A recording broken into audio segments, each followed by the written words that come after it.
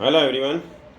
So, do you know that what's the topic we are going to discuss? Yes, we are going to discuss speech disorders. So, what is the definition? The speech is abnormal when it deviates so far from the speech of other people that it calls attention to itself, interferes with communication, or causes the speaker or his listener to be distressed. Now, the speech is defective when it is conspicuous, unintelligible, or unpleasant. So, speech is defective when it is difficult to understand, when it is intelligibility is poor. The last part of the definition refers to the distress that a deviation in speech produces in the speaker or the listener. So, what are the types of the speech disorders? There are the following types. The first one is the articulation.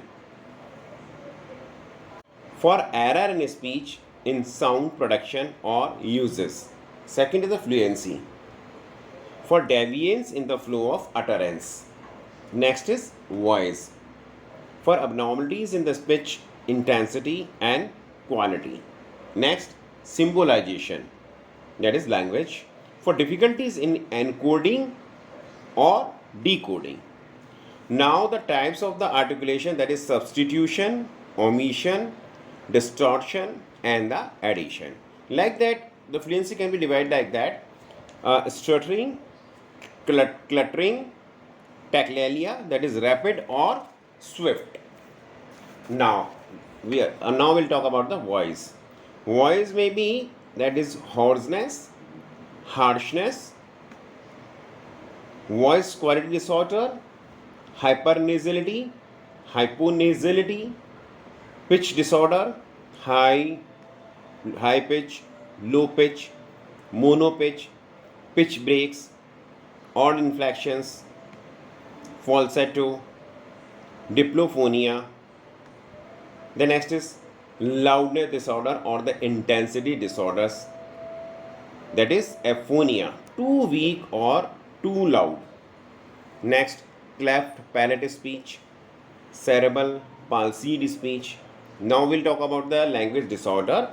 In the language disorder, that is too loud, too soft, delayed speech, deviant, aphasia or dysphasia, dyspraxia, that is a partial loss of ability to perform coordinate acts, dysarthria, that is imperfect articulation of speech due to disturbance of the muscular control. Now, in detail, we'll talk about these disorders. First one is the articulation disorder. So, by a person with disorder of the articulation is that he has failed to master the speech sounds of his language. The next one is the disorders of the loudness. The first one is aphonia. The loss of voice due to emotional stress usually begins suddenly. The person may begin to talk, then suddenly find himself unable to finish a sentence with any phonation. In this, vocal folds are easily abducted. They do not meet in the midline. So in this case, have a mixture of the aphonia and a strained. So tense vocalized whisper, the person hard to squeeze out some voice.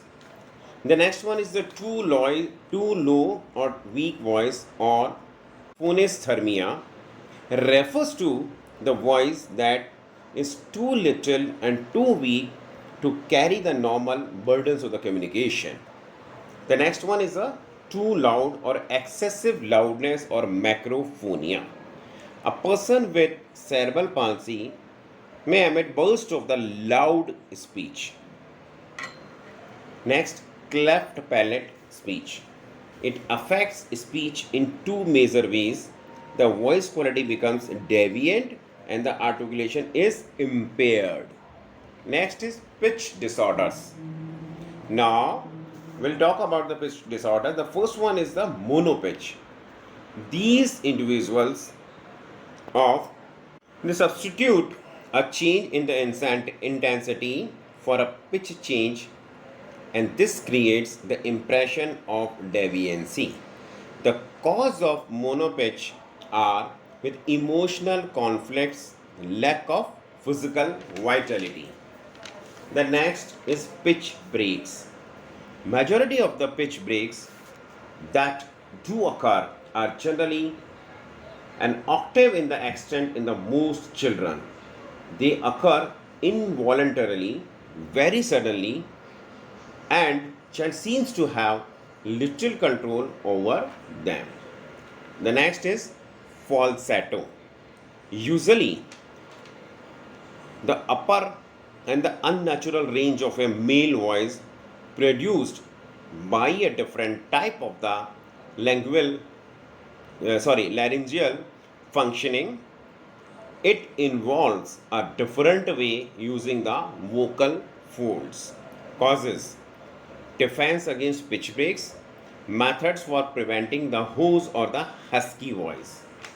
The next is diplophonia. It refers to two-toned voice or in which a person produces two distinct pitches and of the same quality. Time is a unilateral vocal fold paralysis. The next is tremulous. It may be due to paralysis, muscular dystrophy, or other similar neurological disorders. The next, we'll talk about the quality disorders. So, what are the quality disorders? First one is that hypernasality.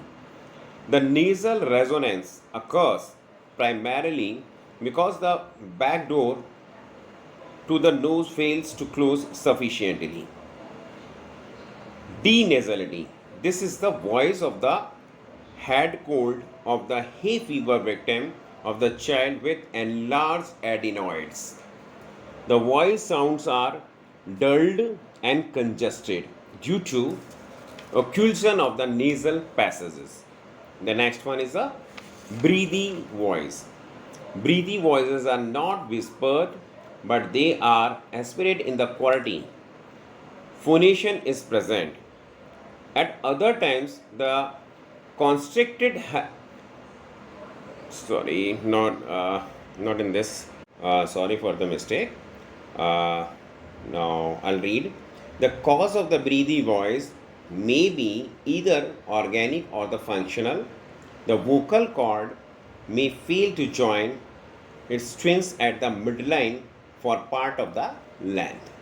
The next one is the harsh or strident voice.